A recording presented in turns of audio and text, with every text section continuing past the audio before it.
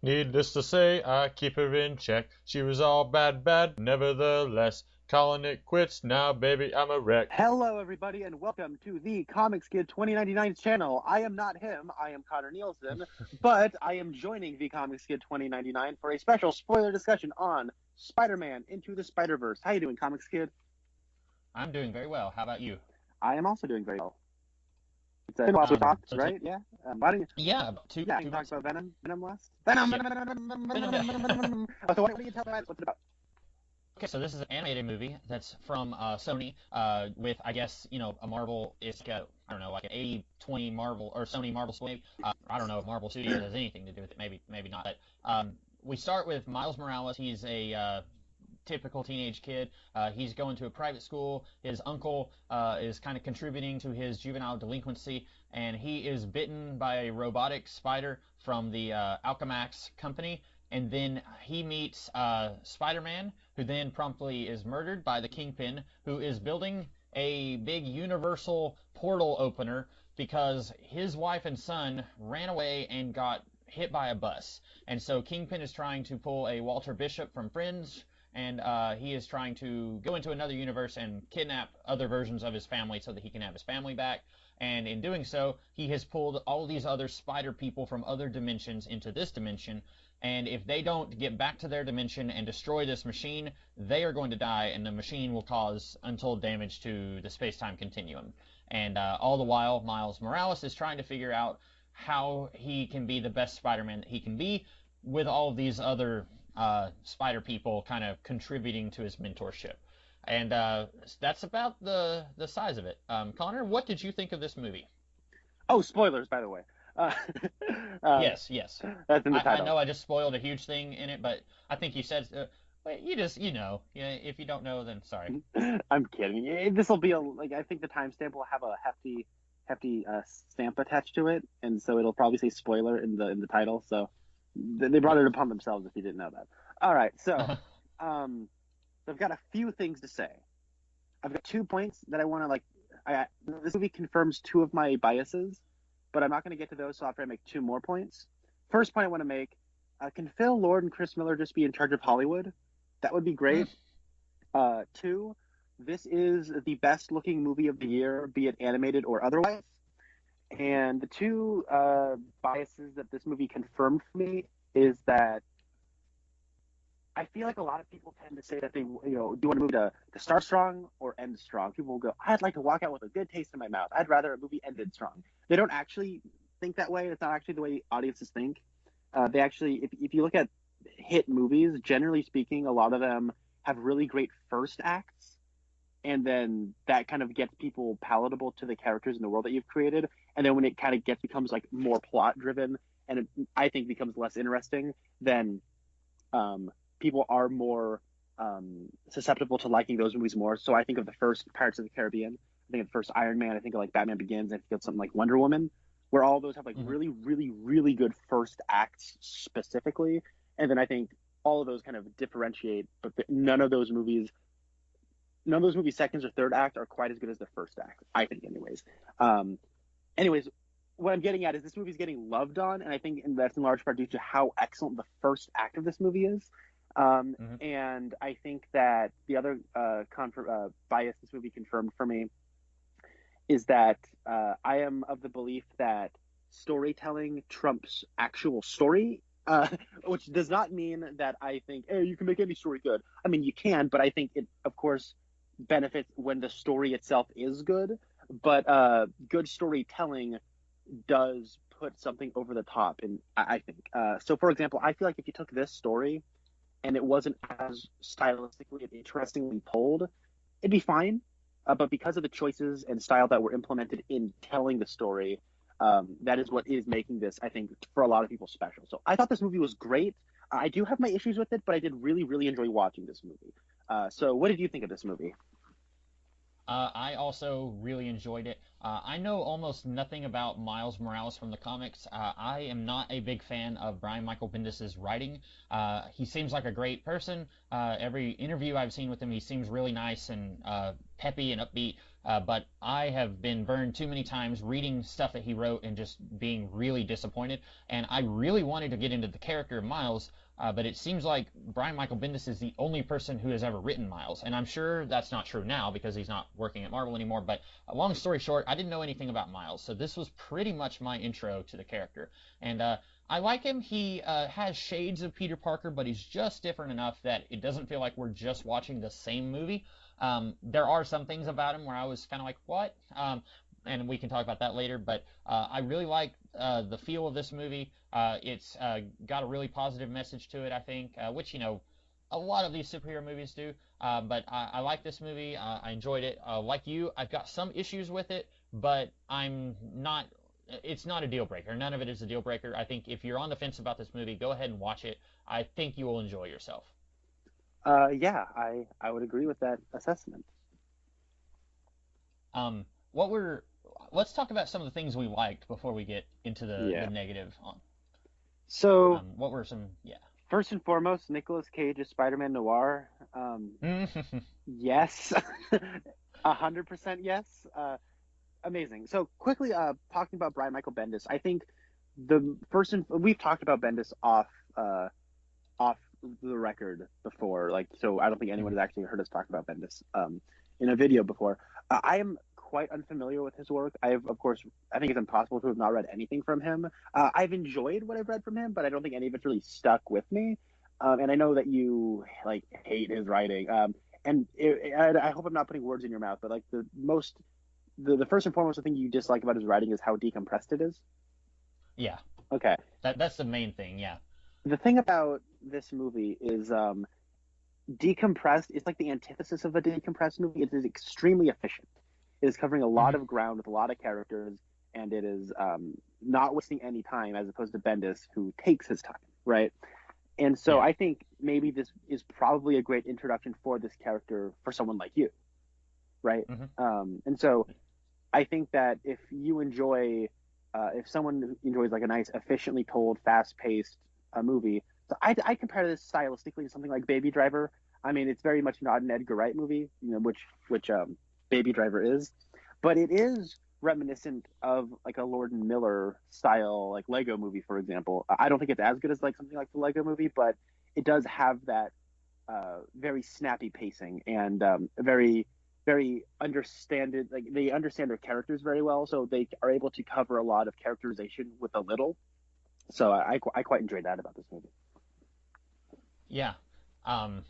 Speaking of Lord and Miller, this kind of reminded me of something that we've gotten with the Lego movie, where we had the Lego movie and it was huge, and then we got these little spin-offs like the Batman Lego movie, and then we got the Ninjago movie, which I didn't watch. And yeah, we had direct to Netflix Lego movies before, but these were big, large budget theatrical movies. I hope that we can get something like that with this movie. Like you mentioned Nicolas Cage as the Spider-Man Noir. Before the credits finished, I was thinking if we get a spin-off of this, I really want a Spider-Man Noir movie. Because this opens up the door to so many different ways that they could continue doing Spider-Man movies. And whenever I had first heard about this movie, I thought, hey, wouldn't it be cool if this was an animated movie that was also set in the MCU? And of course, it's not. There's numerous ways that it's not, but I was okay with that while I was watching this movie, because there could be a somewhere in this multiverse is the Tom Holland Spider-Man, and somewhere in this multiverse is, unfortunately, the Tom Hardy Venom.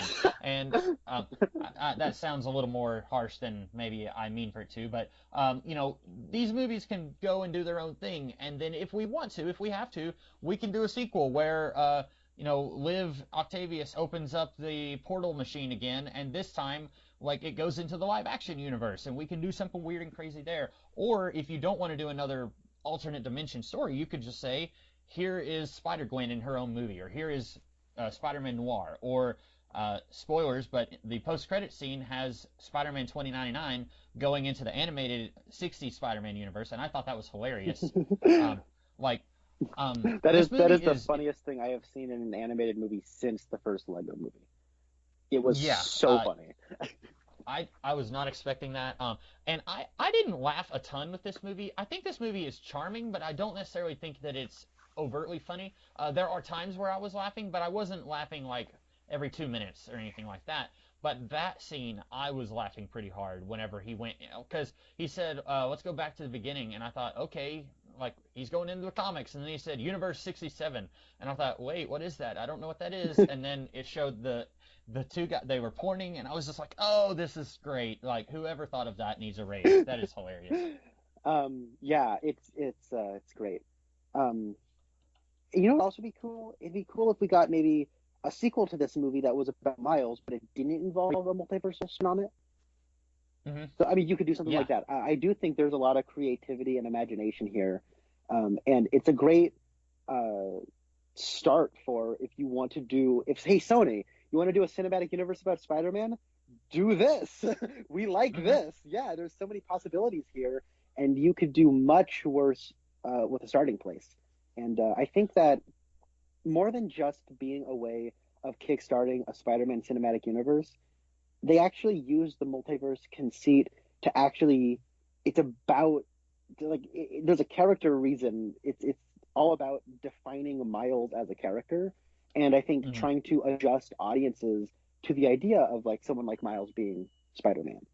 And you know, I think that a lot of people maybe hesitate to go, "Oh, I like Peter Parker as Spider-Man. Peter Parker is Spider-Man, and that's it."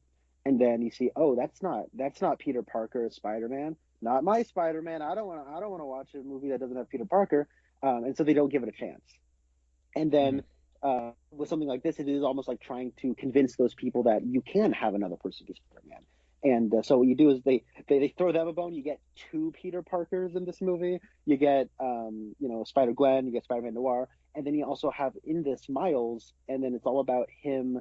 You know, the whole idea is anyone can be Spider-Man, and it's a really neat way of bringing that multiverse conceit in to make that movie about that. And it's more than just, I think, what could have been a cynical way of being look at all the movie possibilities we have.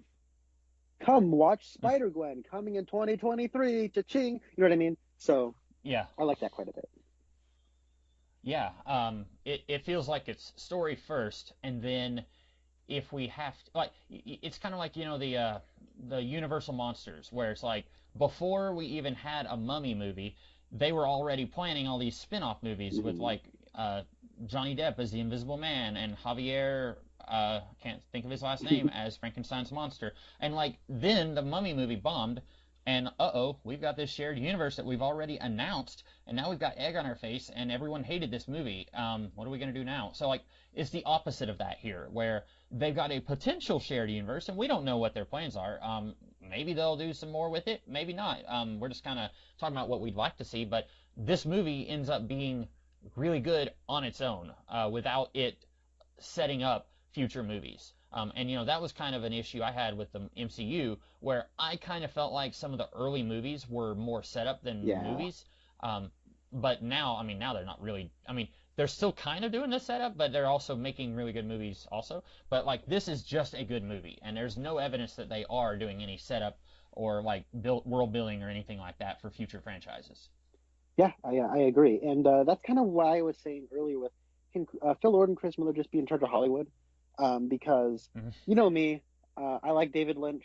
I like Richard Linklater. I like, you know, artsy, fartsy people, you know, but I don't want every movie to be like that. You know what I mean?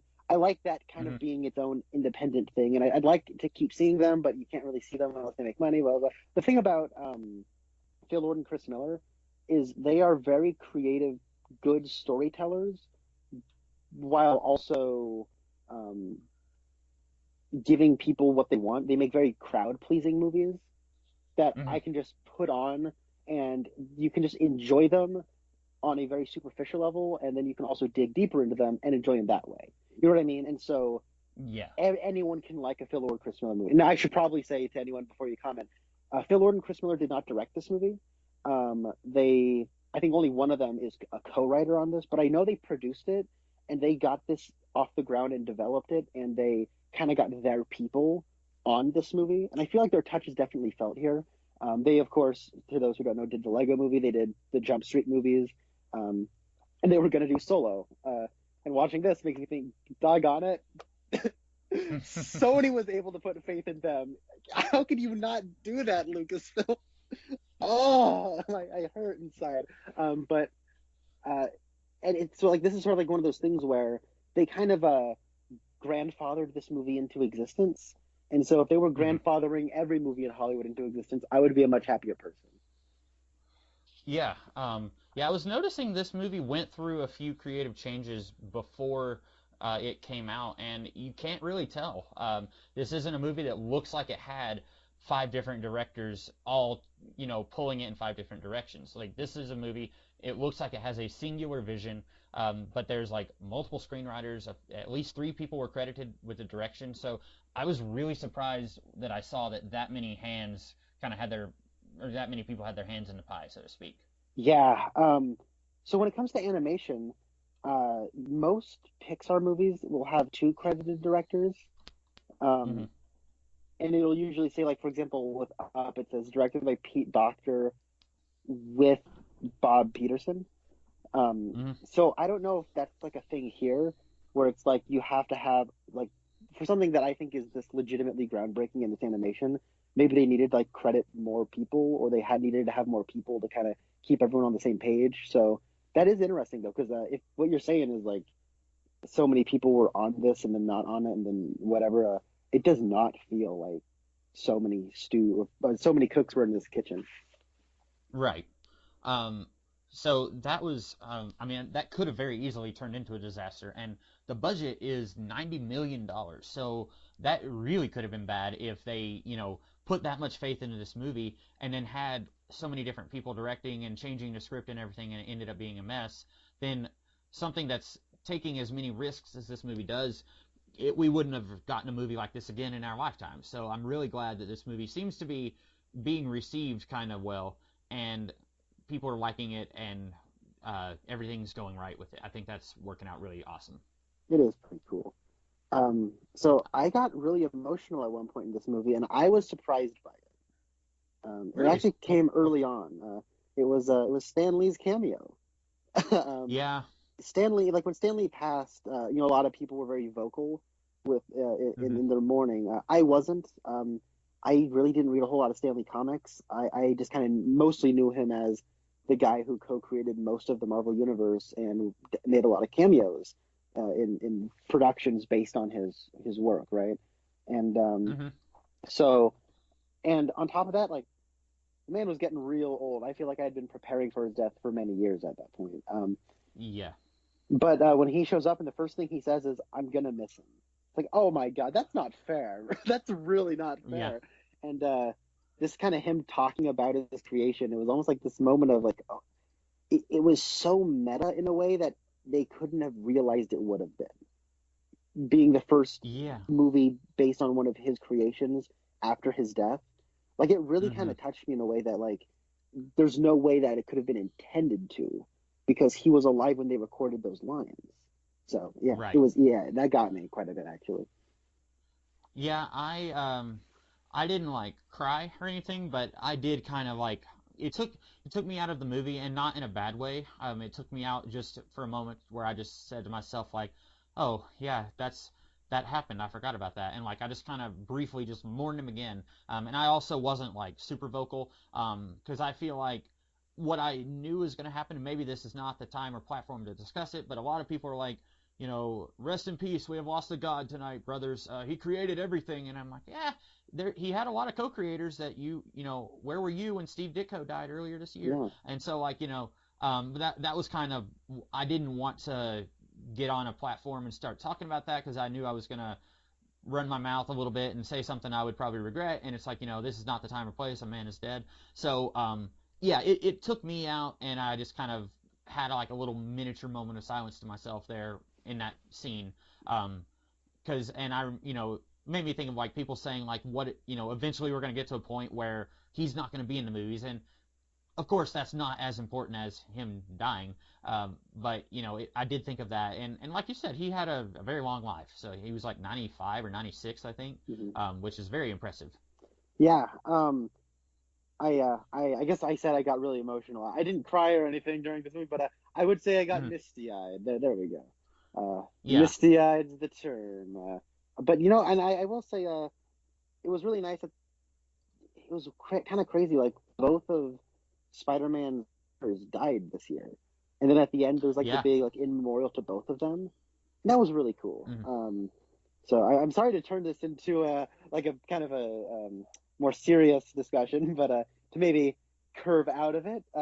Speaking of Yeah. parents or creators, there's a lot of really neat details in the animation, which I will be sure to gush about in good time. But there's a lot of detail in the animation, and I don't know if you noticed this, but when Miles is scrolling through the contacts in his phone to find his dad, the Yeah. name B. Bendis was. yeah, B. Bendis is right above Dad. I'm like, oh, that's good. That doesn't make Mhm. any sense on any alphabetical system, but the reference I get it. Brian Michael Bendis is Miles' father. Like he's the creator of that character, so it's kind of cool. I think. Yeah, and at one point, and I wish I had paid more attention, anytime one of the spider people would say, all right, here's the deal, and then they would say, I got bitten by a radioactive spider, and then it would go through their origin, it would show a comic book would like hit a table. And I didn't notice this until close to the very end, but one of the comics had the name Latour on there. And there's a comic book artist, Jason Latour, and I don't think he has anything to do with Miles Morales, but he, I believe, I can only assume that's a reference to his name. That's interesting. I didn't even realize there were names on the comics. I need Well, to go there was back and on look through one. them. Okay, okay. Yeah, maybe it's not on all of them, but it was on at least one. And so I'm kind of curious if it did that on every comic.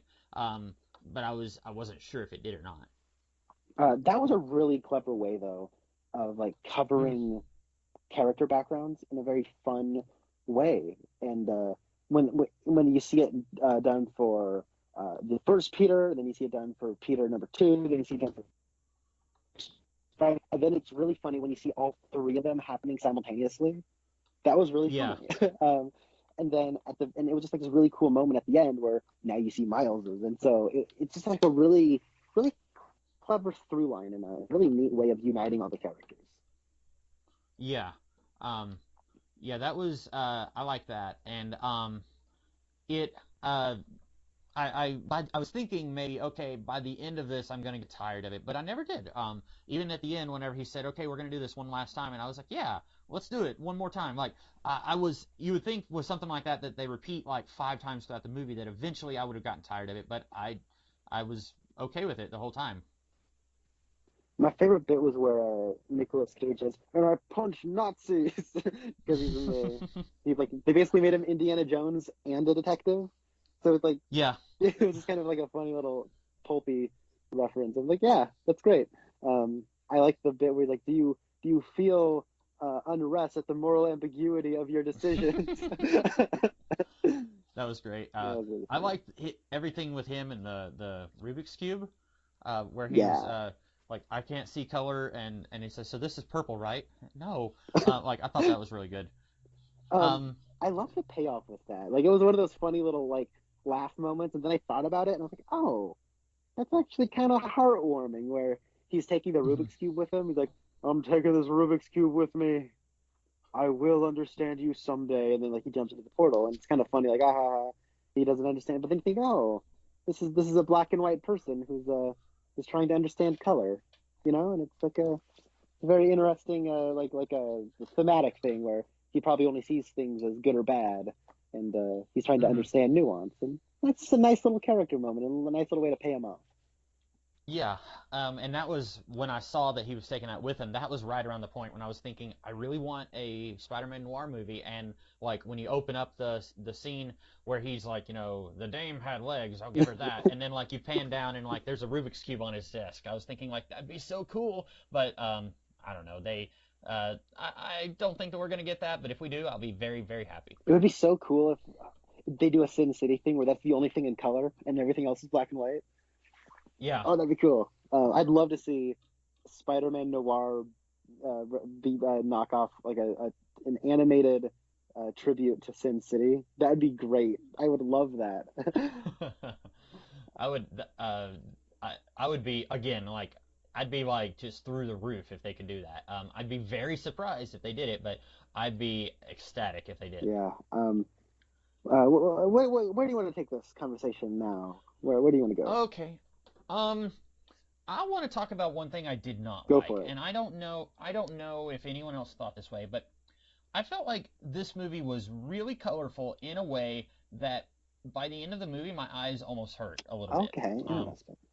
And I don't know if anyone, I'm going to sound like a curmudgeon that's just trying to come up with something to nitpick, but there were so many different points where there was just this like barrage of like color hitting you that like I almost felt like it could induce a seizure. And maybe I'm just overreacting, but like I'm trying to think of good examples. Like there's a few different moments where it looks like the movie becomes a 3D movie and they forgot to hand you the glasses, where things just kind of like turn really fuzzy, and then things there are have just like red and blue highlights to them. yes, that the highlight I think is kind of the because there's a lot of the fuzziness that's not in it a lot. Like that was happening whenever he was first getting used to his powers there at the school. But then like the highlights, there's a whole lot of like there'll be just a tremendous amount of blue or whatever, and then like a lot of highlight like you said. And I think I would have been fine if this was just like a I don't know how to describe it, but if it looked like Toy Story or if it looked like The Incredibles, you know what I'm saying? Like an animated movie, but it's not a 2D like a 3D animated movie, but not a 3D film. Like I think I would have been fine with that. But I heard a lot of people. I heard one person say like this is a movie that has style and substance, and after watching the movie, I was thinking about that, and I was thinking I really love the substance, but I don't necessarily care about the style that much. Interesting. Okay, I guess this will be our point of contention then. Okay. Because I made a statement earlier that I think this is the best looking movie of the year. Like, if you're including both animated and live action movies. I dazzled by the animation. I'll just talk about the visual style, I guess. I remember I was talking with somebody who was really excited about this movie, and he was saying, this has literally never been done before. It is a hybrid of 3D animation and 2D animation. And I was like, did you see the Peanuts movie from 3 years ago? Didn't you see Captain Underpants from last year? They look very similar, where it's like 3D models with 2D elements layered on top of them. And he's like, well, I never saw those, but like from what I'm understanding, those might look similar, but this is a very different overall style that they're going with. And I was like, I was kind of being a bit cynical, and I kind of rolled my eyes, and in my head I was thinking like, it's almost like they're trying to sell the movie or something. Like, of course they're going to say that. But then when I actually sat down and watched the movie, I was blown away. This blows the Peanuts movie and Captain Underpants out of the water from a visual standpoint. Very early on, there's an action scene where blonde Peter Parker is fighting Ultimate Green Goblin, and it was incredible because it's like the smoke clouds are like 2D smoke clouds, like you'd see in like Emperor's New Groove or like an animated sequence from Mary Poppins. Yeah. But like he's in 3D, but then there are moments where they like drop frame rate, so it almost looks like a stop motion film. And I think the character designs almost also look like they're kind of stop motion. Like I saw an advertisement for the new Leica movie. They did Coraline, they did Kubo and the Two Strings, and they're doing a Bigfoot movie. And it looked like the character designs, like the character models look like something out of that. And it's like a very, I think, artful way of taking so many different things and shoving them together. But I can understand what you're saying. Like it was almost like style overload for you, right? And I can see where you're coming from. Like there are a lot of, it's almost like, when someone has like an 80s themed party and everyone wants to wear like the contradicting neon colors that are clashing together. It's like you walk into an 80s theme room and also there's a black light and also there's a chevron pattern floor, and it's like just everything all at once, and there's like a disco light shooting laser beams around, and I can understand why it might give someone a headache. I don't feel that way. I do think that it was somehow not a cluster fruitcake of just a bunch of styles shoved together. I thought they did a really good and I think artful way of finding a way to take contradictory films or animation styles and elements and somehow make them work. And again, I thought it was a really clever idea of using the multiversal conceit of doing that. where Spider-Man Noir is in black and white. His character design is just black and white. Penny Parker, the anime girl, looks like something out of a Studio Ghibli movie. And she's like, you never see her like from the side. It's always like in 2D profile. And stuff like that. And Spider-Gwen looks right off the page. She looks incredible. It's amazing. And that's a great character design too. So I don't know. I feel like I've been going on and on, but I loved the animation. And I can especially see like something at the end where there's like a big vortex happening where colors and buildings and cars are all flying everywhere and people are like doubling and tripling and it's going nuts. I can see where you're coming from though. Yeah, especially there at the end, I had trouble figuring out what was going on. Like at one point, Miles's dad is watching all this, and I was watching the movie, but I was just thinking, how is it like, how did he get here? Where is here? Is this like the nexus of all realities, or is this Miles's reality that's just like on overload? Like, and I think that was just like because there's so much visual stimuli. But again, I have not heard anybody complain about that. So I feel like that could just be me being a curmudgeon. But whenever I went to see the first Guardians of the Galaxy movie, I had trouble seeing stuff on the screen. There was a fight between Nebula and Gamora, and I had trouble telling which was which because it was just so dark in that scene. But then watching that movie on my TV later, I did not have that problem. I was able to see it a lot better watching it in a different format. And so I don't know if this is the kind of thing that will be kind of fixed watching it later, because, watching something that's dark in a theater and then it lightens up on your TV, I don't know if it'll have the opposite effect with, thousands and thousands of colors all inundating you and then darkening somehow. I don't know if it'll do that, but if it doesn't, like, I don't think it's a deal breaker, but it was something that I was thinking about through a bunch of portions of the movie. I'm glad you brought it up, though. I liked it. I found it eye-popping in a good way. I'll ask you something about another bit about the animation. How did you feel about them incorporating like word balloons and comic book stuff? I liked it.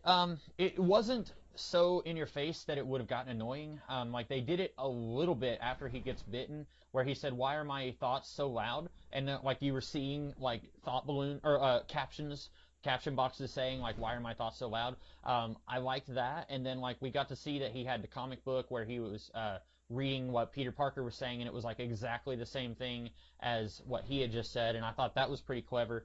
Have you ever seen the Ang Lee Hulk movie? I have not, but I know what you're referencing. Okay, so like in the Ang Lee Hulk movie, they do several scenes where it splits the screen up into like 4 or 5 panels, and it was really distracting when I watched that. And I remember thinking like, hey, I get it. This is a comic book character that you're adapting into a movie, and you're doing that comic book thing, but it's still really distracting. And also, film is a different medium than comic books. Don't try and turn comic books into films. Don't try and turn films into comic books. They have their strengths, but when you try and use the tools of a comic book on a movie, it just looks weird. This does the same thing, but I was okay with it here, where I wasn't in Ang Lee's Hulk. Maybe it's because Ang Lee's Hulk is not nearly as stylistically flavorful as this, where this has a lot going on stylistically. And so there's one scene where the Prowler is chasing Prowler is chasing Miles, and like it shows the different panels where different things are going on, and I was totally okay with it. But like in the Hulk movie, that is the most stylistically unusual thing that's happening, so it's a lot more distracting. And I'll ask you this: I haven't seen the Ang Lee Hulk movie, but from what I understand, it is trying to be a more like character drama about like a very heavy thematic subject, and it's just kind of weird to put like that weird comic booky stuff in there, and it doesn't quite gel with the more human element. Yeah, it's a movie about child abuse where the father figure murdered the mom, and then it's also trying to like play up those wacky superhero comics and like sure, yeah, the Hulk has tackled those themes before, but it's a weird movie. We're not here to discuss that one, but it works a lot better here to say the least. I know I'll say this without having seen the Ang Lee Hulk movie, but what I like about the uses of panels, like, and I'm thinking about the one where the Prowler starts chasing him, is where you see 3 panels of Miles running away, and then each of those panels turns into like the Prowler's motorcycle gearing up to leave. Mm-hmm. And the way they do it is like you see the sequence of things happening, and the way the panels direct your eye, I don't feel like I'm missing anything. And likewise, when people are having like a phone conversation, they do like a Brian De Palma like screen share, or like John Hughes, I guess, did this, and Richard Linklater did this when he did Everybody Wants Some, where like the screen will split in half, and you'll see one side of the conversation on one side and another side of the conversation on the other, like one person holding the phone. Um, so, and in a situation like that, I found myself being able to keep up with what was happening, and in other things like when Peter number 2 is kind of talking about the plan for breaking into the facility, and it turns into like a comic book. Where it's like, all right, step 1, we're going to do this. Step 2, we're going to do this. That was also another thing where I feel like the people telling the story did a really good job of directing your eye to where the action was. So I didn't feel like I was missing anything, but if I were to go back and look again, I could probably notice little details that I wouldn't notice otherwise, that I didn't notice the first time. So this was like 20 minutes ago that I mentioned seeing Jason Latour's name, but I had to change the batteries out on my keyboard so I could Google him. Jason Latour was involved with the character of Spider-Gwen. He wrote or he illustrated a few Spider-Gwen trade paperbacks. I don't know how long he was on the series, but that is a reference to his name in the movie. And so I'm assuming that there are references to other creators that I just did not catch. Oh, cool. Yeah. That'd be really fun to go back and pause and see. I think Gerard Way created Penny Parker with the robot. Really? I did not know that. Because I know that Spider-Verse is not a very old concept. I think it was created in 2014. That's when Spider-Verse, that's when that event happened. And leading up to Spider-Verse, there was Edge of Spider-Verse. And in Edge of Spider-Verse, I think there were 3 stories. One of them was Spider-Gwen. That was Edge of Spider-Verse number 2. I almost bought that issue. Do you have any idea how much a first printing of Edge of Spider-Verse number 2 is going for right now? A lot more than you would have paid if you got it then. $1,000. Oh, no. $1,000. Are you kidding me? But anyways, and then I think Edge of Spider-Verse number 3 was SP-DER,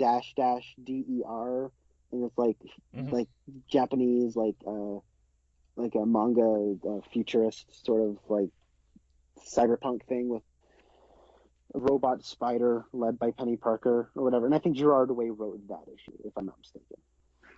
Yeah, I just Googled it. You are correct. And he is having a really good few months here, because I just saw a trailer the other day for The Umbrella Academy, which is going to be a Netflix series. And just taking a time out from Spider-Man for a minute, if you haven't read the Umbrella Academy comic book by Gerard Way, it is awesome.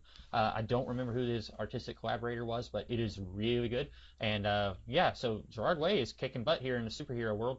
Yeah, I really want to this, and then so what was something about this the movie that you didn't really care for? So I feel like the story they told was perfectly fine, but I didn't feel it was as exceptional as the means by which they told the story. And so what I mean by this is I really like that I like the ways in which they update the traditional superhero origin story, but it is still very much a traditional superhero origin story. So and I think at times the formula is kind of the only thing that's really happening, and I feel there are not points, but entire beats of this movie where it is not necessarily transcending something. It is just kind of playing into something that you've seen before. And I feel like the rest of the movie was transcending that. So I don't know. I'm just kind of thinking of, kind of hits his low point, and then he just remembered that nice pep talk, and then he pumps him up to finally do it. And now he can just do it. You know what I mean? And so it's like, okay, it's a movie, all right. And there's also like the just little storytelling conveniences that they would throw in there. Like the convenient glitching. I was waiting for like them to all be at the. I'm glad they didn't do this, but when they all sneak into the banquet, I was waiting for them to all start glitching out. It's like, oh, they're found out because they're glitching. Yeah. How convenient! They didn't do that, and I'm glad. But every so often, they would just conveniently start glitching out and feeling bad, and then once they stopped glitching, okay, now I feel fine. Let's go. So I thought that was kind of beneath this material. Yeah. I agree about while it's still a very good movie, that it is it's a very basic superhero story, and that sounds like an insult. I really don't mean for it to be an insult, but it follows a formula, but it does a really good job of making that formula feel fresh, if that makes sense. Yes. To put it into a metaphor, if you go to a restaurant, you order a dish, the chef is using a formula to prepare your dish, but it still tastes really good, and you still are very happy that they used a formula.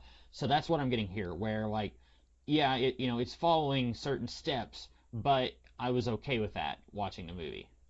I'm with you. Like I at no point was like upset with the movie for being formulaic, but I did feel there were times where I was disappointed, and maybe that's not the right word. So much of this felt fresh to me that when they were doing something that had been tried and true, it did feel a little. It took me off guard a bit, I would say. And I'll say that to compare this to the Lego movie, like I feel like that's a very formulaic movie. The Lego movie is, but that is one that transcends its formula, and I feel like Mm-hmm.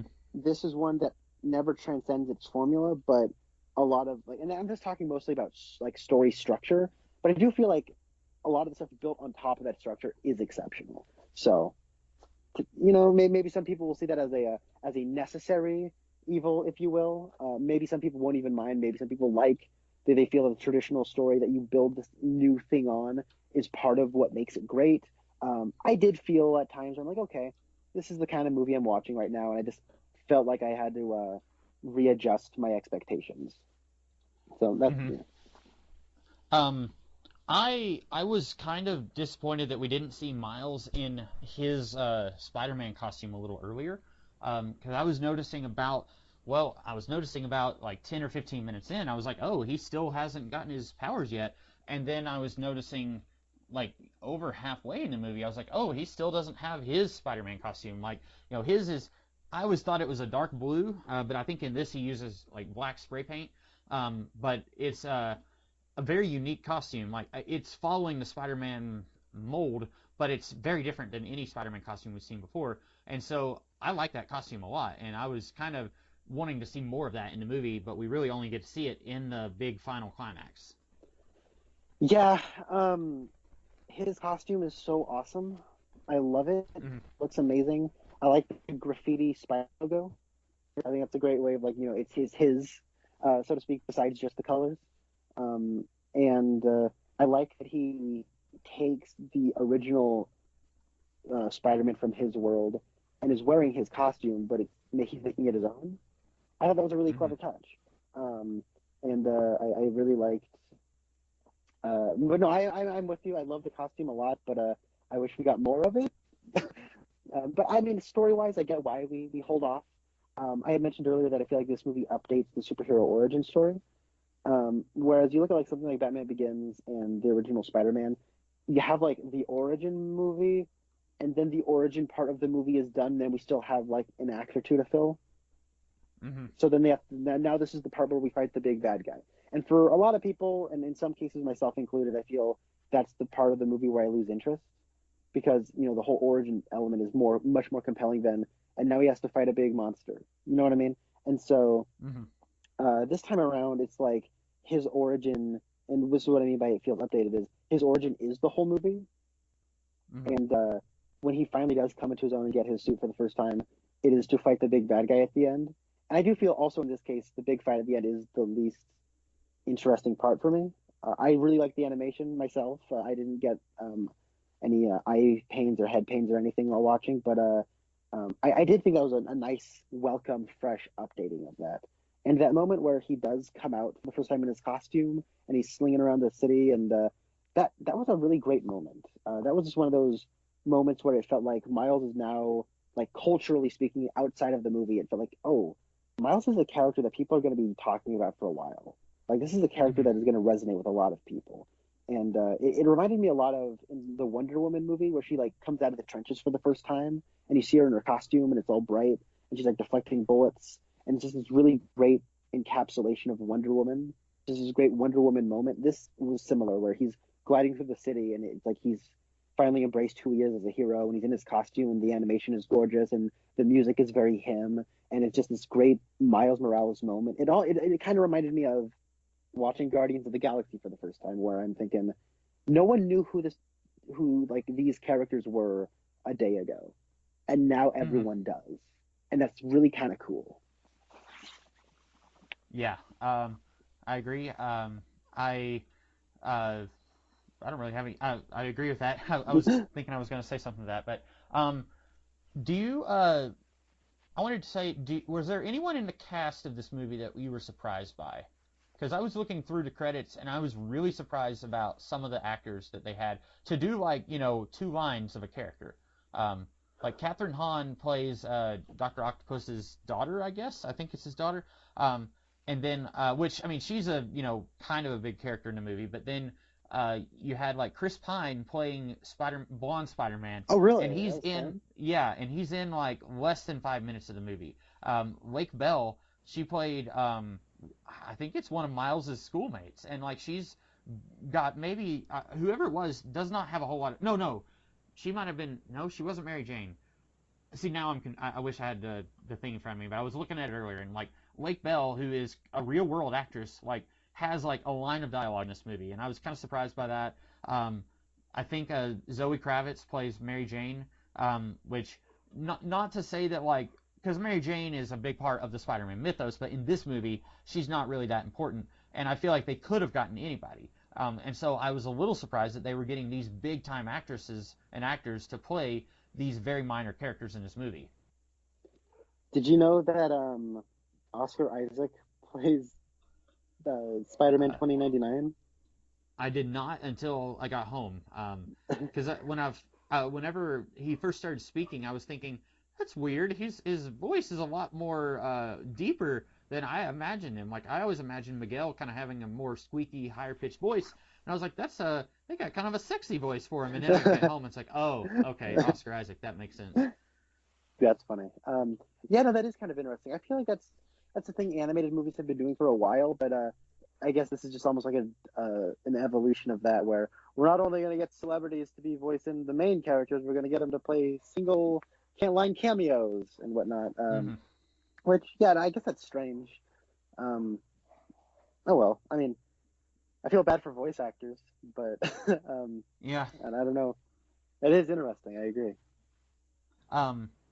Liev Schreiber played Wilson Fisk, and I had heard about that before going to the movie. If I had not known that, I thought the voice sounded familiar, but it didn't sound anything like Liev Schreiber. No, I did not think it was familiar, but I did think it was a weird take on Wilson Fisk. He sounded a little bit more what's the nice way of me saying it? He didn't sound as sophisticated as what I imagine Wilson Fisk sounding. He sounded like Wilson a cab driver. yeah, that's a good way to, because Wilson Fisk is a guy who started from nothing and built himself up into something great. And, like, there's the part where, and by the way, this was one of the parts where I did laugh, where Jake Johnson's Spider-Man is telling Miles, he says, all right, now he's going to say, you've got 24 hours. And then Fisk says, you've got 24 hours. And, like, I thought it was really funny, but like you said, he sounds like a cab driver saying it. He doesn't sound like somebody who is a faux, sophisticated, big-time mobster. Like, it just sounded a little off, and fortunately, Fisk, while he is the big bad of the movie, he's not in it a ton. This movie really is focusing on the heroic characters, and so it wasn't that distracting for most of the movie, but just about every time Fisk was speaking, I was thinking, like, that doesn't quite sound like who I would have cast as Wilson Fisk. And I wonder if that's coming from, like, well, we've got all these other big name actors, so we have to get someone else to be, like, the big villain also, like a big name guy to be the villain. But yeah. I don't know. It's interesting, yeah, for sure. Speaking of villains, one part I really liked, so I like the way Miles takes him out. That was cool. I want to touch back on that because I do have issues with the way we deal with Prowler. No, I'm not like in a they do it like the comic sort of way. It's not like that, but it is just more in the story. I feel we get away from that character. But you know what? I can't even remember what I was going to say. I'm going to go to that now. So they got Mahershala Ali to play the Prowler / Uncle Owen. What's his name? I don't know. Aaron. Yeah. Okay, Uncle Owen, Aunt Beru. I don't know. But Uncle Aaron. Okay. So I'm just imagining Miles saying, "I was going to the station to pick up some power converters." Sorry. That'd be really funny. So they got Mahershala, Academy Award-winning actor Mahershala Ali, formerly known as Mahershala Al-Shabash Ali. You might have remembered him from Predators. That's what he was accredited as in Predators. Did you know that? But you didn't. He was what? So, okay. Wow, this is a tangent to my initial tangent. I'm sorry, listeners. But this is the way we do things around here. Okay, so the movie Predators. Did you ever watch Mhm. that? No, that was the one that came out this year? No, that Or that wait, was The Predator. Predators came out in 2010. And I did see it, but I don't remember him in it. okay, so he played like the African warlord. Um, and I'm like, oh, it's Mahershala Ali. It's Mahershala Ali. How awesome! And I was watching the credits and I didn't see his name, and so I went back and I rewatched it. And I guess back in 2010 he was going by his full name because I guess Mahershala is like a nickname. Um, Yeah, it's a mouthful. it's Not, I mean, no disrespect, but I cannot pronounce it. I sat down and I practiced it. I believe it is pronounced Mahershala Al Shabash Ali, and That's as good as I could do. I Yeah. feel very proud knowing that I can.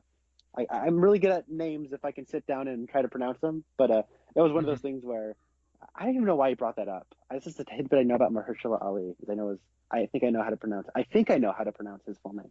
Anyways, they got him to voice Uncle Aaron, and I feel like they did a really good job of establishing Miles's relationship with him. But then there's so much.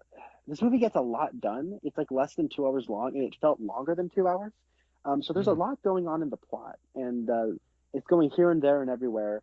And I feel like we kind of got away from Uncle Aaron, and not just away from him geographically, but I also feel like narratively he was kind of out of the picture for a while. You know what I mean? And Yeah. and I get that Yeah. he kind of like, oh, I'm going out of town. Like that's not what I'm talking about. I'm not necessarily talking about plot semantics. I feel like that relationship kind of became irrelevant, and then it kind of came up again. And so when that relationship finally comes back, it's revealed he's a bad guy, and then the next scene he's dead. And it's one of those, oh, this is like, I feel like I should care because there was a lot of development between Miles's relationship with him, but that development feels like a million years ago within this plot. You know what I mean? So Hmm. that was a little disappointing. But I do like that, Wilson. I like the just the general, almost like Shakespearean element of Wilson Fisk kills Uncle Aaron, and then Spider-Man uses Uncle Aaron's like thing to, you know what I mean? So it's Yeah. I like that element of it, but I do feel like and then the relationship between Miles and Uncle Aaron gets diluted throughout the movie. I agree. Um, I don't know how they could have fixed it because if they had spent more time with their relationship, you would have had to have taken away time from the spider people from the other dimensions. And while I think you could have probably removed, say, Spider Ham or Penny Parker or Spider-Man Noir, you could have removed one of them. If you'd removed all three, you would have had a pretty small supporting cast. It would have just been Spider-Gwen, Peter B. Parker, and Miles. And I don't know if you could have, like, it would have been really weird because then it would have just been these two telling Miles, you can't do this, you need to stay home. And that would have felt kind of weird. But also, those two are the most important of the supporting characters. But if you had removed any of the spider people, you could have probably done more. The only time I think where they could have had more Uncle Aaron, at one point where he said Miles has just been experimenting with his powers unintentionally, and then he gets out his phone and says, I need to call somebody, and he calls his dad, and then he hangs up.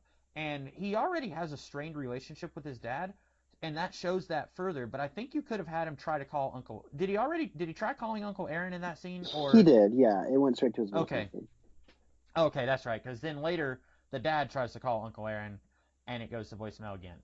But you're right, and I think maybe also they are trying to surprise the audience. Like I went into this knowing that Aaron is the Prowler. I don't read a ton of Spider-Man, but I knew that, and I don't know if you knew that or not. But like to me, that was not a surprise. But I understand some people are going to go into this with no knowledge of the Spider-Man comics, so seeing that his uncle is the one who's the Prowler is going to be a big deal. And I think they were trying to minimize Aaron's presence in the movie so that they could maximize on that as a spoiler. But I don't think that was a necessary spoiler. I think you could have just lessened that a little bit and make people understand. Yep, we're hinting at that pretty hard, and you don't have to capitalize on like, whoa, it's a surprise twist. Here he is. He's the or he's the Prowler. You know what I'm saying? Yeah, I know what you're saying because I pretty much agree with everything you just said. Okay, because I was wondering like how many people are gonna watch this and they're gonna understand that's the same character that Donald Glover played in Spider-Man: Homecoming. Yeah. Because he looks different, and I feel like this Uncle Aaron is older than that Uncle Aaron. Maybe not by a lot, but a little bit. And so like, and in that he's not the Prowler. He's just a I don't know. He's just a normal street criminal. He doesn't have a secret identity or anything. But I was kind of thinking, that would be one way they could have given him more screen time. Is just like, don't try and make this a big surprise spoiler, but maybe that was something that was really important to them that they wanted to do. Yeah, I guess so. I don't know. It was an element that I knew going in, and then I don't know.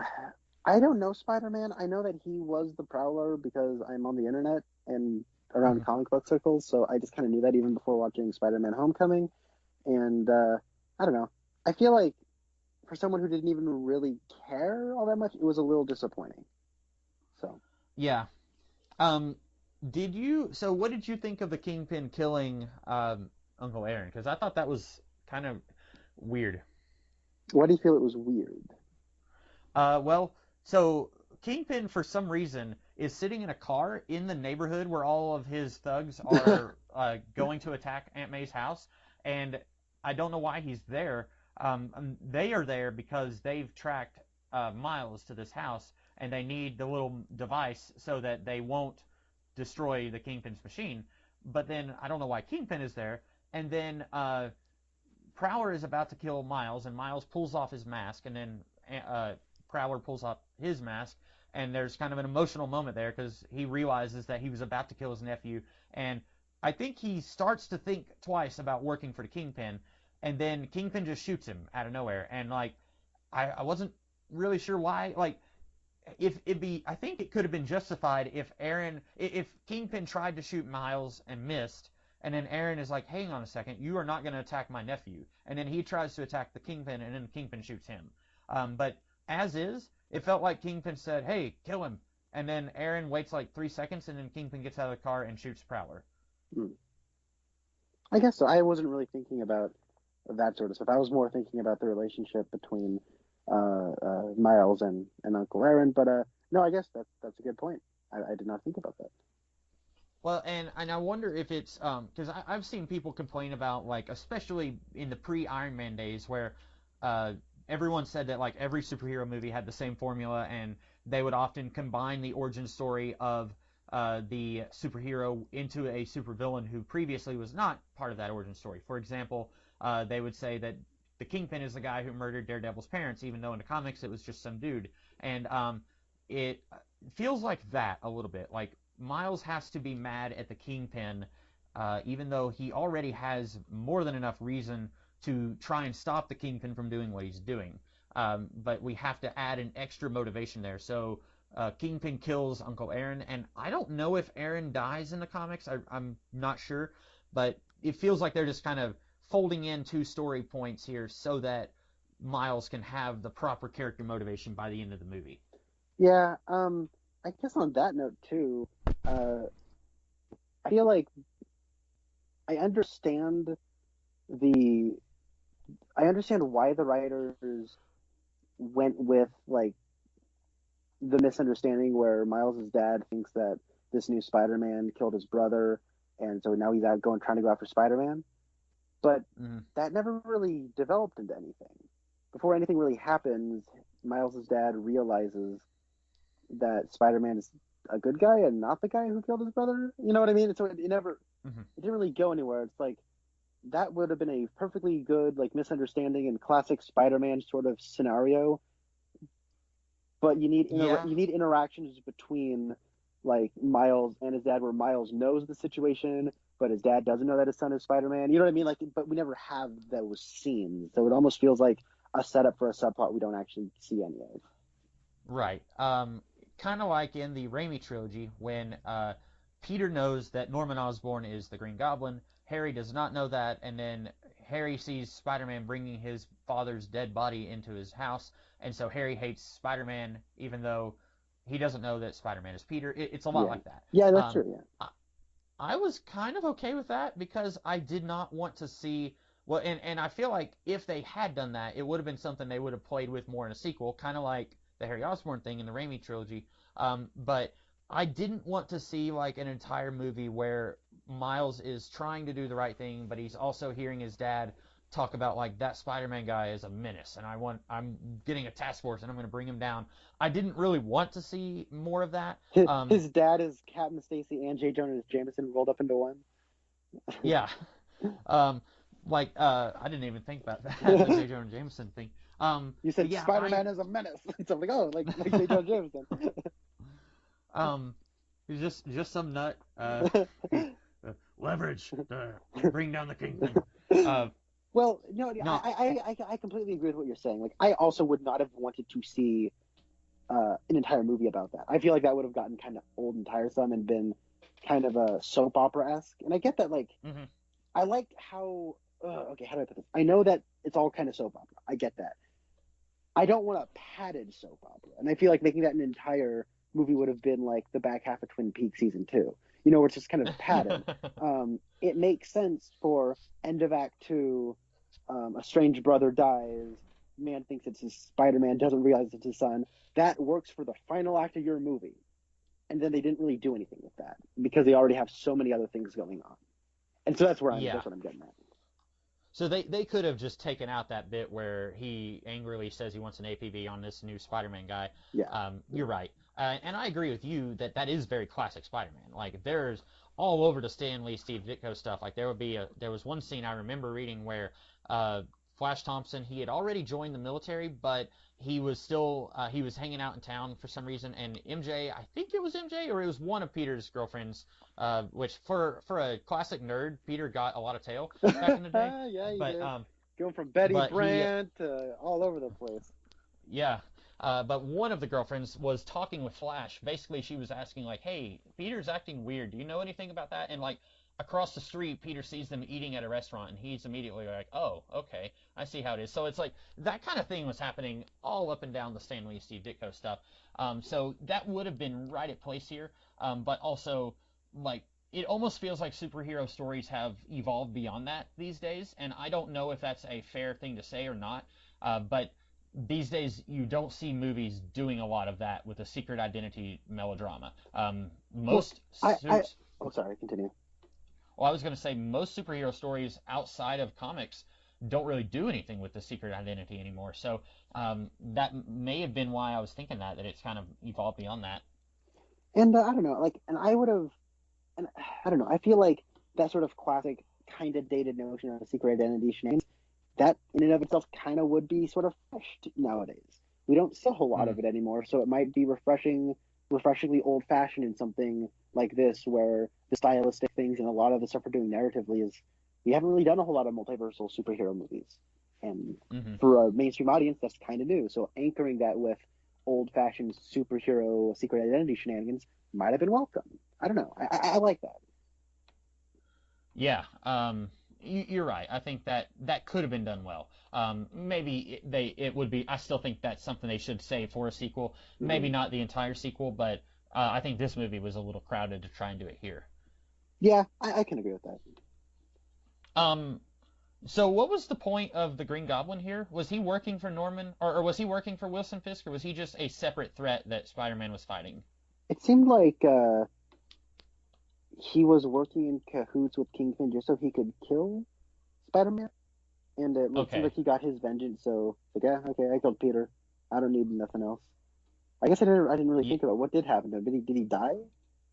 Well, the last time I saw him was when he had Peter like in a chokehold on the ground. Oh, that's and then, right. like, Yeah. A gear or something, like a big piece of debris hit him in the head. And I like, because at one point, like, he was kind of far away, and he said, Norman, you don't want to open a portal. Like, he said that, and then I was thinking, okay, because I knew almost nothing about this movie going into it. I had not even seen a trailer or anything. So I did not know who the bad guy was going to be. And I was continually surprised every time a new bad guy showed up, and not in a bad way. Like, I was really excited. We had Tombstone, we had Scorpion, we had Lady Octopus, or Dr. Octopus, whatever she's calling herself. And then the Kingpin is the big villain. So we had quite a few villains and it didn't feel forced. It didn't feel like Batman Returns, where you've got all these villains showing up, and it's just too much all at once. But I was a little confused on Green Goblin because, like, I thought he was going to be the mastermind behind it, and then suddenly we see Wilson Fisk clicking a pin, and then he's the one talking to Spider-Man, and he's the one who kills him, and it's almost like the movie forgot that Green Goblin was there. I guess I never thought of that. I didn't really see Green Goblin as all that important. So He really isn't. He's barely in the movie, so I almost think they could have just not had him in it. But it's not, again, like any sure. complaint that I no, I get raised. that. It's not a deal breaker, but I was thinking, like, what's he doing here? Like, is he working with Kingpin? I guess in my own also- headcanon, I'm justifying he was only in it to kill Peter, and then he got what he wanted, and now he's out. So that's my headcanon, and I'm sticking to it. Hey, that works for me. Here's a question. Was Liv romantically involved with blonde Peter Parker, do you think? I did not even consider that.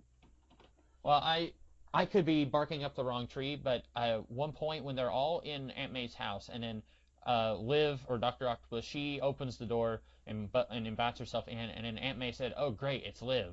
And I thought, like, do you two know each other? How do you... I've just kind of taken it that Spider-Man's been fighting her the whole time. Or I guess okay, maybe that not. could be. I don't know. You'd think that if he I was wasn't- fighting her the whole time, she might have gone to prison and people would know who she is.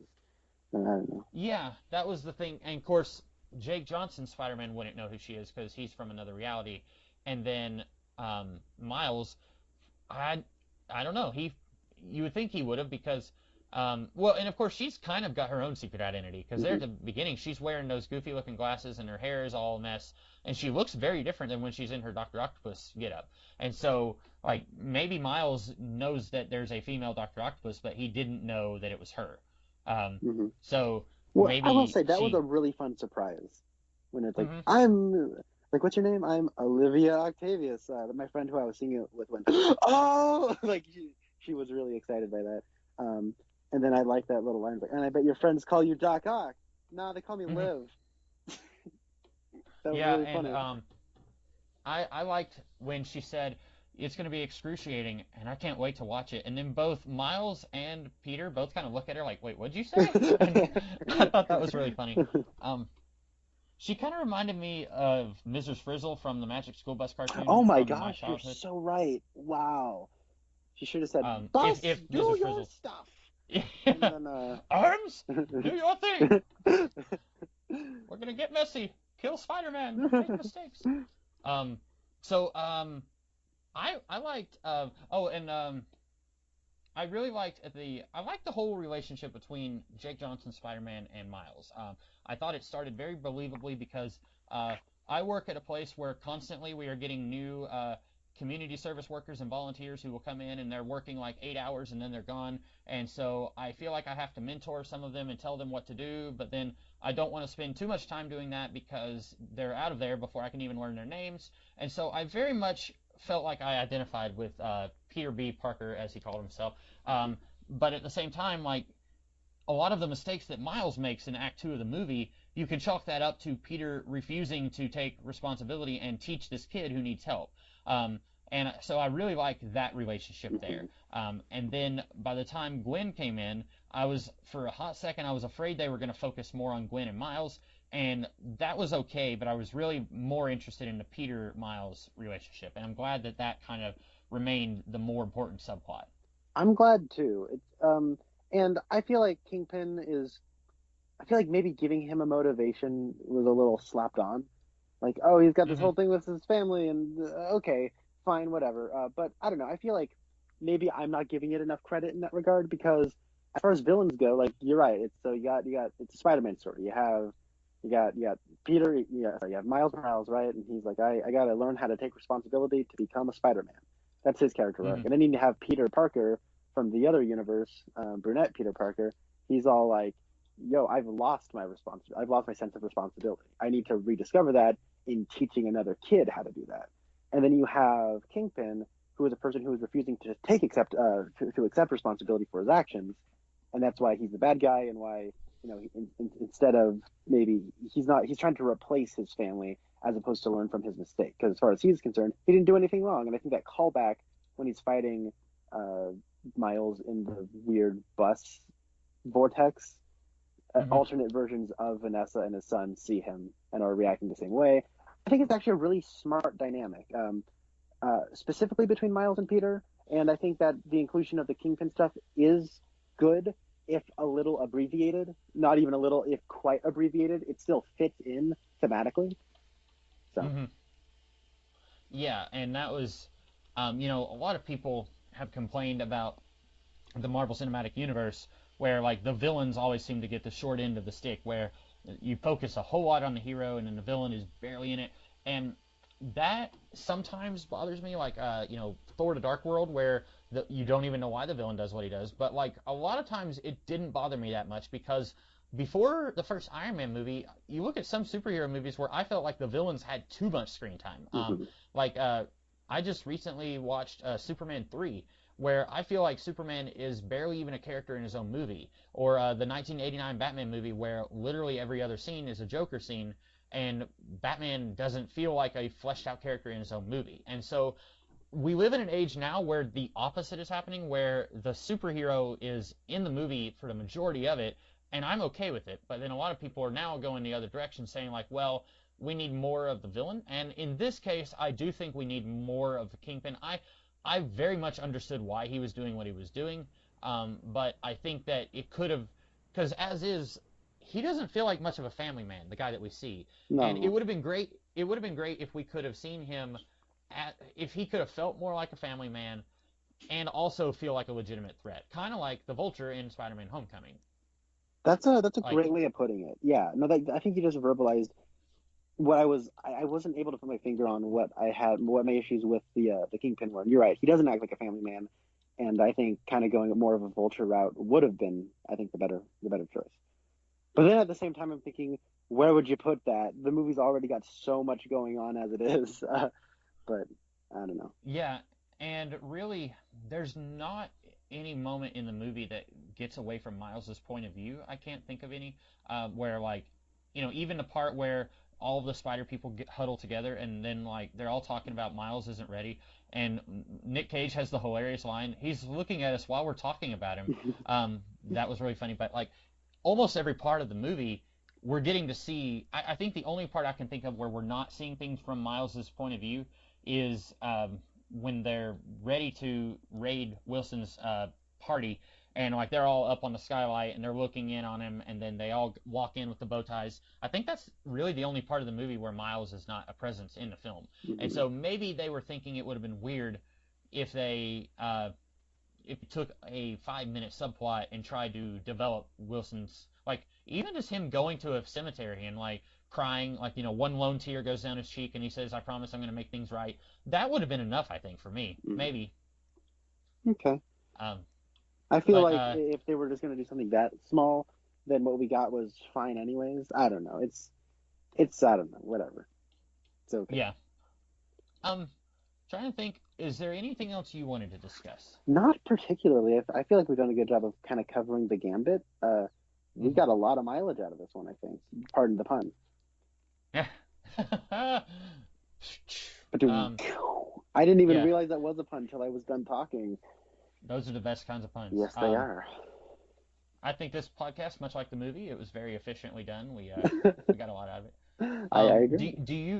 Do you think that we're going to get any kind of sequel to this? I do. I think it only opened up, it opened up to $35 million, which is understandable. I think if and or when they make a sequel, they'll probably open it up in, let's say, September, March, because basically this is the third animated movie that's been released in the span of a month. We got Wreck-It Ralph 2, we got The Grinch, which is holiday themed, and we got this. And on top of that, this is sandwiched into one of, like, probably the most insane week of releases ever of this year, anyways, because we have Mary Poppins, Aquaman, this, Mortal Engines, which I was correct in assuming that it would be the biggest bomb of the year, and then financially. We also have what's it called, that Clint Eastwood movie opening up, which old people will go and watch. We got like Mule. yeah, The Mule. So it's like you have like all of these different. Sorry, that was yeah. Basically, what we have is like we have so many different and Bumblebee. Who could forget about Bumblebee? Like all of these movies are opening up at the exact same time, and I feel like the other animated movies opened up. Like Wreck-It Ralph made a bunch of money in November. The Grinch made also $35 million, but it's an Illumination movie, so it's like a Ponzi scheme. So they made it for I think $60 million, which is about as cheap as you can make an animated movie for. And it's been because of, I think of the Christmas theme of that movie. It's actually been doing very well at the box office. There have been very little week-to-week drop-offs. And Wreck-It Ralph was a Disney movie and it's made over $100 million domestically already. And so it's almost like animated, like people, like the animated movie audience has kind of got their fill. You know what I mean? And on top of that, everyone's going to be watching Mary Poppins next weekend, and those who can't get into that are probably going to go watch Aquaman, and those who can't get into that are probably going to watch something else. So I hope this movie does well next week, because if it drops off like 70% next week and doesn't do that well in over Christmas, it probably will. But if it doesn't, then I'd be concerned about this movie's sequel chances. But I also feel like this movie will do gangbusters overseas, because foreign markets, particularly Asian markets, like animated movies more than other markets tend to. And I think that, I don't know, I feel like this is going to have good word of mouth. It will at the very least do gangbusters on home release. I don't know if that's much of a deciding factor anymore as to whether or not sequels are greenlit or not. But I think it's got a chance, but I also feel like it's possible this is seen as a air quote disappointment. But I don't know. That's just me speculating. I thought it was I remember when they announced the release date for this, and I thought that was just one of the worst times to release a movie, because for me, I prefer going like in the middle of the year to see the movies. Like this close to Christmas, I don't like going out and doing stuff. I want to just stay home and get in my Snuggie and drink hot cocoa by the fire. I don't want to go out and I mean, like, it was 50 degrees today, so it didn't really feel like a December day, but for me here, but like, I thought that was weird, like looking at the release dates. So it's like, oh wow, this and Aquaman are like right around Christmas. Like Aquaman is going to be like what, like 2 days before Christmas or something like that. Yeah, it's next weekend. Oh my. Yeah, so I'm still going to watch Aquaman. I'm just probably not going to watch it like when it first comes out, but anyway, so I hope this movie does well. And if not a sequel, I hope that we can get something that's like tangentially connected. Like, do it. I wouldn't have to see a Spider-Ham movie. I thought, I don't know, like Spider-Ham was never very funny to me. I never really. We get it. He's a pig. That was never something that really tickled my funny bone. But there was one line that was in the trailer where they're all up on the ceiling, and then Miles' roommate looks up at them, and Spider-Ham says, "Can animals talk in this universe? Because I don't want to freak him out." I was thinking, oh, okay, here comes that line that I didn't think was funny in the trailer. But I actually had, when I first walked into the theater, there was literally no one else in the theater. I watched it on a Monday, middle of the day, so that's understandable that there's not a lot of people in there. But then a dad and his maybe 5-year-old son walked in like shortly after I did, and they were really quiet throughout the whole movie. They were like 4 seats away from me. But then when that line happened in the movie, that kid let out the biggest laugh. And even though I don't really care that much about Spider-Ham or animal puns, I thought that was really heartwarming when the kid laughed. So the Grinch's heart grew 3 sizes that day in that theater. But yeah, so I hope that we can get something kind of like this. I'm still holding out hope for a Spider-Man Noir. We might get something with Miguel O'Hara from 2099, who is a lot bigger of a character than I ever thought he would be. My username is obviously inspired by the 2099 comics that I used to love, but I didn't think that other people liked the 2099 comics when I made that username. And other than Spider-Man, I don't think people really did. But I think a lot of people love that costume. Yeah, it is a really cool costume.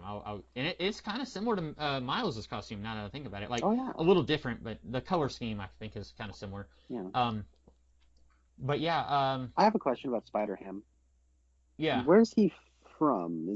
How recent of a development is Spider-Ham? I think there were comics in the 80s Okay, with him. okay, because And he was it one was of like every. Oh, go my. ahead. No, you were in the middle of answering my question, Uh, and I was interrupting. it was just like not just Spider-Ham, but like everyone in the Marvel universe. Like I don't remember what any of the others were, but Doc Samson was Doc Clamson, and he was a clam.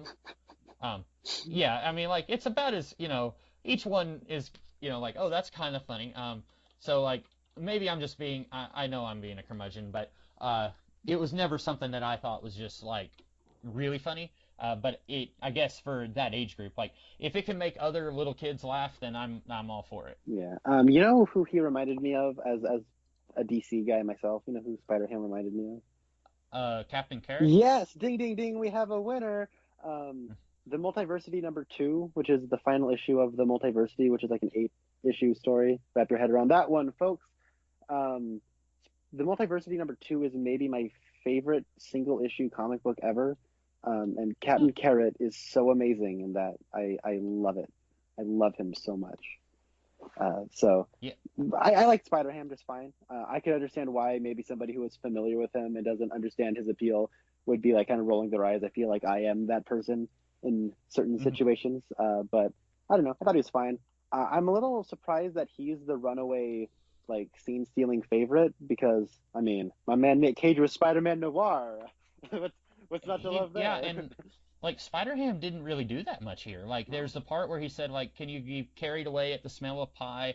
And then like he said, "Can animals talk in this universe?" And other than that, like he didn't really have that many lines. So it is weird if other people were like just really loving him. Because like I agree with you. Like Nick Cage, I thought had some funnier lines and more funny lines Yeah, than he did. for sure. Um, did you know that in the Ham universe it's Doctor Doom instead of Doctor Doom? See, that's actually really funny. You know what I'd be Like down if for? I'd be so happy if we would just be recording more videos, and then every once in a while, when I least expect it, you would just say, "Did you know that in the Spider-Ham universe, this Marvel character is known as this animal pun?" this is the last one for this video, the Beyonder is the bee yonder. Like a bee. Oh man, some of those. Are you being Wow, serious? I am. That's Yeah, both of those. amazing. I love it. Oh Yep. man. Now I kind of want to see like a Spider-Ham Netflix series where it's just like, different characters and like there's no joke. It's just like, instead of Gambit, it's Hambit. Da-da-da-da-da-da. It's Like basically that's like it. a visual dictionary in Yeah. TV form. It's like a 2 hour long Um. documentary where it's just this character is this. That's it. um. So anyway, we both love this movie. You guys should all go see it. I think we're coming down on that, saying Yeah, that. Um. I'd give this And one a solid 8 out of 10. I had a great time. yeah. I look forward to having it on my not my bookshelf, but the shelf where I keep my DVDs. Or if that's too old school for you, you look forward to streaming it on Amazon or whatever whenever when it comes out available for that market. So the next thing that Connor and I are likely to talk about is maybe Aquaman, right? Yeah, that technically comes out next week, but I'll wait for you whenever you want to record Yeah, it. I'm thinking it might even be like early January because like Okay. I'll have family visiting, so I hope it does really well. I like Aquaman. I want it to do well, but I'm also not like I'm not gonna just put my other plans on hold to go watch an Aquaman movie. Yeah, I don't know. So I want it to be good because I don't want to watch bad movies, and it can't be all that right, bad. You have Amber Heard with red hair, like you can't mess that up. I've seen yeah, that and now, so she is kicking it. She's killing it with that red hair. I love it. I love it so much. Anyways, but I like James Wan. He's a I was gonna say yeah. Because I have not seen Star Trek Beyond, but I knew you liked it, so I figured you would probably be excited for him oh no no no no no no directing. no no silly comics kid. That's the other Fast and Furious director. Wait, is um, it really? yeah, that's Justin Lin. Justin Lin did Oh he did Fast and no! Furious 3, 4, 5, and 6, and then James Wan made the Saw movie, the first Saw movie, the first two Insidious movies, the two Conjuring movies, and then Furious 7. How did I make that mistake? Because I have not seen a single Fast and Furious movie, so you wouldn't think that I would have made that mistake. Well, I mean, you probably heard, oh, it's the guy who made one of the Fast and Furious movies, and then you saw the trailers for Star Trek Beyond, and you were like, hey, director of Fast and Furious. And you probably put those two together. That must have been it, yeah. So, well, hopefully his experience as a horror director will serve him well in this epic fantasy movie. Well, he did make the best Fast and Furious movie because it is the most dumbest Fast and Furious movie. But it knows it's dumb, so that's what makes it fun. Well, sometimes that works, yeah. Yeah, I feel like that is where he struck the perfect chord because it's like a superhero movie. I like the way Red Letter Media describes it. It's like a superhero movie, but instead of like Vin Diesel running into like a phone booth to like change into a superhero costume, he runs into his car. And now he's a superhero. And they drive cars. This is like so far off topic, but I'm gonna say it anyway. There's this guy, he does YouTube videos every now and then, and he one of the things he does is pitching potential sequels or reboots or whatever for existing franchises. And he did one where he was pitching 3 Fast and the Furious movies, and one of his pitches had them where all of them die, and then they're in hell having like a wacky race in hell. And with all of the villains that had died in the Fast and Furious franchise up until then, which I thought was really funny. That would be amazing. I'd pay to watch that. That's how you do Fast and the Furious 10. The Last Ride, I'm sure, is what they would call it. Yeah, and one of them he had was where they go back in time and they're racing against Nazis, I think, and it was like the Last Reich or something like that. Like, oh man, the guy's YouTube channel. I just need to just go ahead and plug him since I've already done a disservice of like ruining his video. But Cinematics is how but it's like spelled weird. It's cinemat because it's like like you're addicted to. Before we let you guys go, I'm gonna. Oh man, YouTube is of course being really slow right now. Yeah, here it is. So it's CINEMADDIX. Okay. That's the guy. He does different videos where he pitches things. And so go watch his thing where he talks about the Fast and the Furious because it's hilarious. And I've never even seen any Fast and Furious movie, and I thought it was funny. That sounds fun. I'll look that up. Yeah. Yeah. So we will see you guys. We will together be talking to you guys again next month, very early next month, to talk about the Aquaman movie. And in the meantime, hope you guys have a great rest of your day. I'm the Comics Kid 2099. And I'm Connor Nielsen. And have a good, happy holiday. Ho, ho, ho. Needless to say, I keep her in check. She was all bad, nevertheless. Calling it quits now, baby, I'm a wreck.